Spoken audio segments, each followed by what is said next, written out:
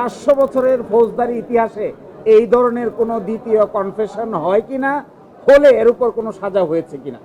আমরা আদালতে দেখিয়েছিলাম যে এই ভারতীয় উপমহাদেশে বিগত 400 বছরের ফৌজদারি বিচার ব্যবস্থার ইতিহাসে দ্বিতীয় কনফেশনের উপর ভিত্তি করে এই ধরনের কোনো সাজা কাউকেই দেওয়া হয় নাই। এবং খুবই ইন্টারেস্টিং, 225 জন সাক্ষী নেওয়া হয়েছে। এই 225 জন সাক্ষীর ভিতরে যাদের কনফেশন আছে সকলকেই টিএফআই সেল, যাকে বলা হচ্ছে টাস্ক ফোর্স সেল, এই টাস্ক ফোর্স ইন্টেলিজেন্স সেলে 200 দিন, 220 দিন, 261 দিন পর্যন্ত রাখা হয়েছে আসামিদের। ফলে তাদের কনফেশনের আইনগত কোনো মূল্য নাই।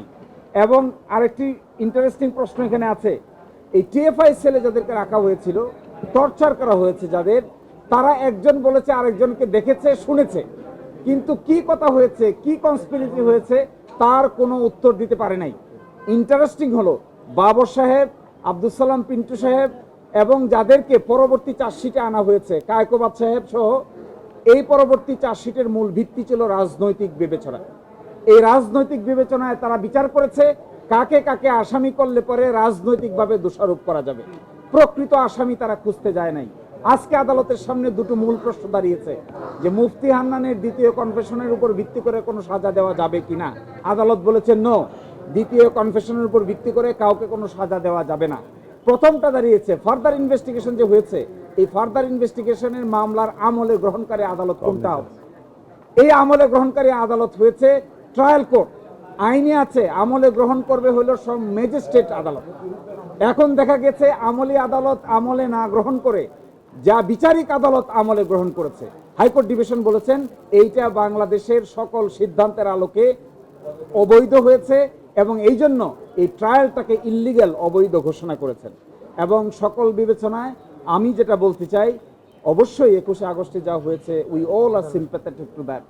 21শে আগস্টের ঘোষণার বিচার হোক, এভরিবডি ওয়ান্টস, কিন্তু যাকে ইচ্ছা তাকেই আসামি করা যাবে না, এটা তার এক শিক্ষা।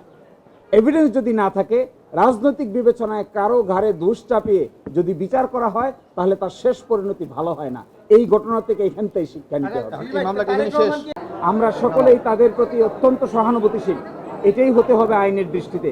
কিন্তু প্রকৃত অপরাধী যদি রাষ্ট্রপক্ষ বের করতে না পারে তাহলে বিচারটা হবে কার?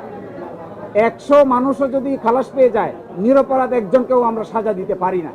এই আইনের অধীনে যারা নিহত হয়েছেন, যারা পঙ্গু হয়েছেন, যারা জীবন হারিয়েছেন, গুলিবিদ্ধ হয়েছেন, সবার প্রতি we have very close sympathy and empathy to them. কিন্তু এই বলে বাবর সাহেব, এই বলে তারেক রহমান সাহেব, এই বলে মুজাহিদ সাহেব, এই বলে সালাম পিন্টু সাহেব, যাকে ইচ্ছা তাকেই আপনি সাজা দিতে পারবেন না, এটা ক্রিমিনাল জুরিসপ্রুডেন্সের কোনো নিয়মের মধ্যে পড়ে না। এই জন্যই যারা আহত হয়েছেন তাদের জন্য উচিত ছিল সুনির্দিষ্ট আসামি খুঁজে বাইর করা। সুনির্দিষ্ট আসামি না খুঁজে আমরা খুঁজেছি রাজনৈতিক প্রতিপক্ষ। রাজনৈতিক প্রতিপক্ষ খুঁজতে গিয়ে সুনির্দিষ্ট আসামিরা তার সহযোগিতা নিয়ে ফাঁক তালে বেরিয়ে গেছে, আমরা তা খুঁজতেও যাইনি। এই জন্য এইভাবে টর্চার করে, ক্রিমিনাল জুরিসপ্রুডেন্সকে ব্যবহার করে যাকে ইচ্ছা তাকে সাজা দেওয়ার যে নীতি, এই নীতি কোনো সরকারের আমলে কারো জন্যই প্রযোজ্য হওয়া। তারা যারা ভিকটিম হয়েছেন, যারা এই মামলায় হয়েছেন, তাদের জন্য প্রপার ইনভেস্টিগেশন হবে কিনা, that totally depends upon the state. রাষ্ট্র সেটা দেখবে। কিন্তু আমাদের কথা হলো কাউকে আপনি পান না কে আসামি হবে। বিচারিক প্রক্রিয়ায় তার এই খালাসির বিরুদ্ধে যা ইচ্ছে তা করতে পারবে তারা, কিন্তু এটা ডিপেন্ডস করবে যারা এখানকার আসামি ছিলেন কিংবা যারা ইনফরমেন্ট ছিলেন তাদের পরবর্তী লিগ্যাল পদক্ষেপের উপরে। কিন্তু অ্যাজ অফ টুডে আপনি কাউকেই যদি আসামি খুঁজে না পান, প্রকৃত আসামি, এর অর্থ এটা না যাকে ইচ্ছে তাকেই আপনি সাজা দিয়ে দেবেন, এটা হবে না।